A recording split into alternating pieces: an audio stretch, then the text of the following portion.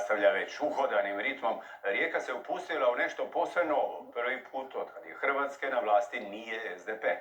Iva Rinčić, 51 godinu od mandata Nede Andrić, tek je druga žena na čelu grada koji teče. Već nakon prve objave rezultata sve je bilo jasno. Treba zasukati rukave. Očistit ćemo grad, okupiti ljude i poslati poruku da je došla Rijeka promjene i da Rijeka može bolje. U moru čestitki i zagrljaja neki su ipak bili posebni od drugih. Mauro je za mamu imao i važan savjet. Samo neka ostane pri onome što je rekla i neka se drži svojih obećanja. Suprug, bivši opatijski gradonačelnik, možda i više od nove riječke političke zvijezde, svjestan što ju čeka.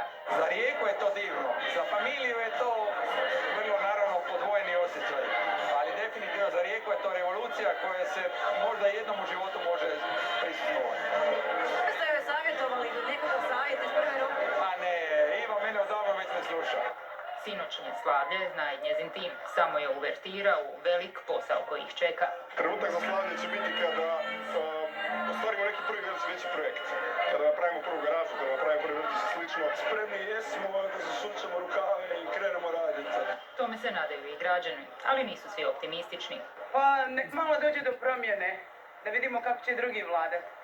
Jer svi obećavaju, a ništa od toga. Mislim, čestitke šta da radim, ali nisam baš entuzijasta. Nek su žene malo zavladale, da se osjeti ta neka ravnopravnost u biti muškog i ženskog roda. Da su trebale promjene, jesu. Mislim, u biti meni je drago. Jer nova gradonačelnica i njezini zamjenici nemaju skupštinu.